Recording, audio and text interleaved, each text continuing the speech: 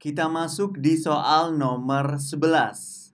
Adik-adik, untuk soal nomor 11 sampai 20, kita sudah memasuki materi Bahasa Indonesia, tema 3, kelas 6.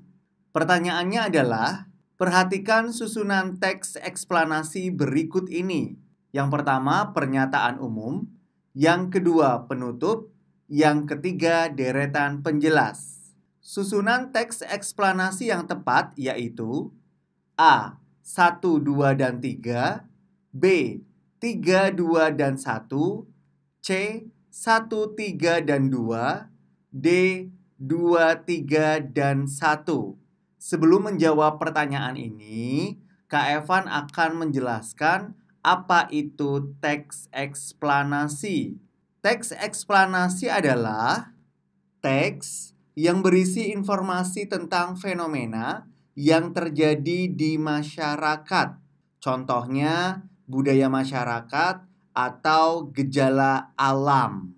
Dan untuk susunan teks eksplanasi, yang pertama itu ada pernyataan umum.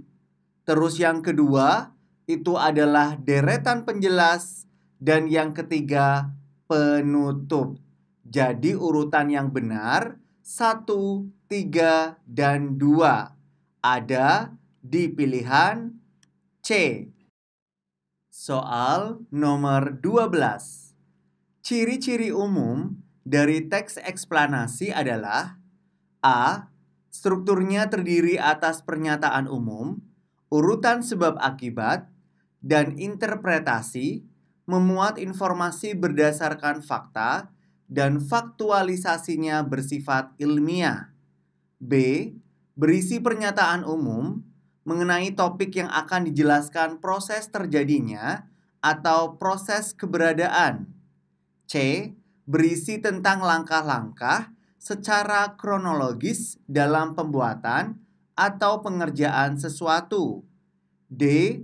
Menyampaikan kebenaran yang terdapat dalam sebuah tulisan informasi yang akan diberikan berdasarkan kejadian nyata, bukan rekayasa. Adik-adik perlu diingat di sini untuk ciri-ciri umum dari teks eksplanasi, yaitu terdiri dari pernyataan umum, urutannya sebab akibat, dan ada interpretasi. Kemudian, memuat informasi berdasarkan fakta. Fakta ini berarti kenyataan, serta faktualisasinya bersifat ilmiah atau dapat diteliti. Jadi jawabannya ada di pilihan A. Soal 13. Rincian yang menjelaskan dari sebuah teks eksplanasi disebut dengan titik-titik-titik. A. Pernyataan umum. B. Kesimpulan. C. Deretan penjelas. D. Interpretasi. Adik-adik, sebelum Kak Evan menjawab pertanyaan ini, Kak Evan akan menjelaskan apa itu pernyataan umum, apa itu deretan penjelas, dan apa itu interpretasi. Untuk yang pertama yaitu pernyataan umum, di sini berisi tentang informasi singkat, hal yang dibicarakan. Jadi di sini Kak Evan tulis untuk pernyataan umum adalah hal yang dibicarakan. Sementara untuk deretan penjelas, nah deretan penjelas ini berisi tentang uraian atau penjelasan dari pernyataan umum. Di sini berisi uraian atau penjelasan dari pernyataan umum. Sementara interpretasi ini adalah penarikan kesimpulan. Oke adik-adik, sampai di sini sudah paham ya untuk struktur teks eksplanasi. Jadi pertanyaannya, rincian yang menjelaskan. Di sini ada kata-kata menjelaskan. Wah, berarti jawabannya ada di pilihan C, yaitu deretan penjelas. Soal nomor 14. Daniel McFarlane Moore mengembangkan teknologi lampu yang dibuat oleh orang bernama Edison dan membuatnya lebih fleksibel serta nyalanya lebih terang. Kata baku dari kata ngembangkan adalah titik-titik-titik. A. Kembangkan. B. Mengembangkan. C. Berkembang. D. Dikembangkan. Adik-adik, untuk soal nomor 14 yang ditanyakan adalah kata baku. Kata baku sendiri adalah kata yang benar dan sesuai kaidah bahasa Indonesia atau KBBI, Kamus Besar Bahasa Indonesia. Kata baku merupakan kata yang benar dalam penulisan maupun dalam pengucapan. Di sini kata baku dari ngembangkan adalah pilihan B, mengembangkan. Nomor 15. Perhatikan paragraf berikut ini. Untuk pertanyaannya, sesuai struktur teks eksplanasi, paragraf tersebut merupakan bagian A. Kesimpulan, B. Interpretasi, C. Deret penjelas, D. Pernyataan umum. Adik-adik, untuk struktur teks eksplanasi, tadi Kak Evan sudah menjelaskannya. Dan di sini ada paragraf, yaitu tentang resleting adalah alat yang digunakan untuk menyambung dua sisi kain. Nah, ini berarti jelas sekali ya, untuk paragraf ini merupakan bagian dari pernyataan umum. Karena pernyataan umum berisi informasi singkat hal yang dibicarakan. Soal nomor 16. Teks berikut digunakan untuk soal nomor 16 sampai 18. Perhatikan teks eksplanasi berikut ini. Pertanyaannya, perbaikan kalimat nomor 4 pada teks eksplanasi tersebut adalah A. Sementara dengan rangkaian paralel, kita tidak perlu menyalakan lampu. B. Sementara dengan rangkaian paralel, kita tidak perlu menyalakan semua lampu. C. Sementara dengan rangkaian paralel, kita tidak perlu menyalakan semua lampu. D. Sementara dengan rangkaian paralel, kita tidak perlu menyalakan semua. Adik-adik, di sini yang ditanyakan adalah kalimat nomor 4. Jadi langsung kita fokus ke kalimat nomor 4. Di sini dari pengguna sampai manusia ini adalah kalimat nomor 1. Sementara dengan sampai satu persatu kalimat nomor 2. Saat dinyalakan sampai akan menyala kalimat nomor 3. Nah, sementara dengan rangkaian paralel kita tidak perlu menyalakan semua lampu-lampu. Kita fokus ke nomor 4. Di sini berarti kita disuruh untuk memperbaiki kalimat agar menjadi kalimat efektif.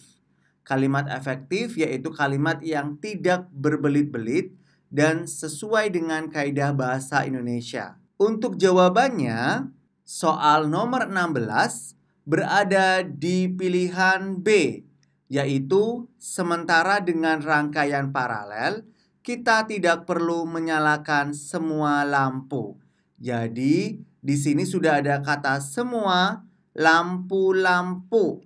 Lampunya ini kita coret. Jadi hanya satu kata lampu saja. Soal nomor 17. Di sini sudah disediakan teks yang seperti soal sebelumnya, yaitu soal nomor 16.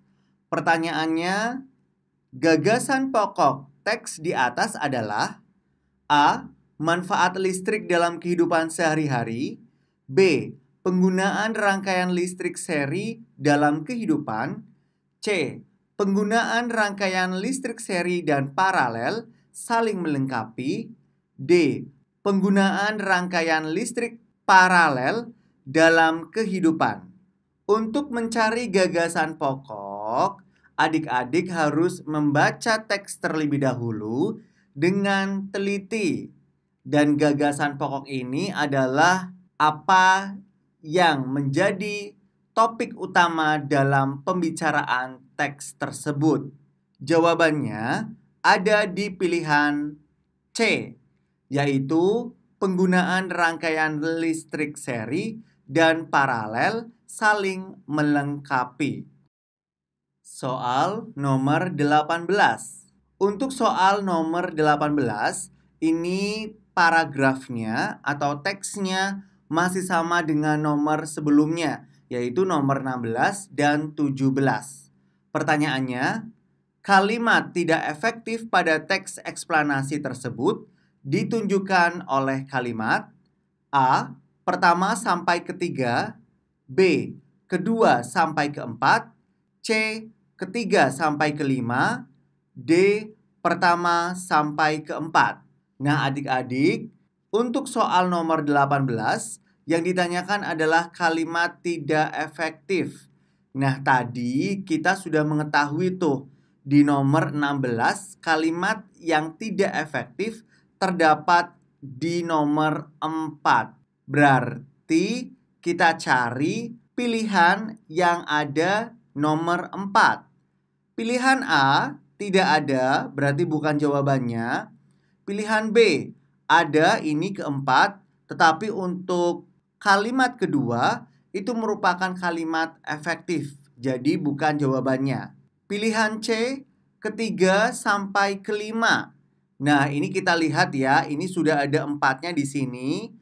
Kita lihat untuk kalimat ketiga. Saat dinyalakan, semua lampu otomatis akan menyala. Nah, ini merupakan kalimat tidak efektif. Untuk nomor 5, kita dapat mengatur lampu yang perlu dihidupkan saat membutuhkannya. Ini juga bukan kalimat efektif. Jadi jawabannya ada di pilihan C, yaitu nomor 3 sampai 5.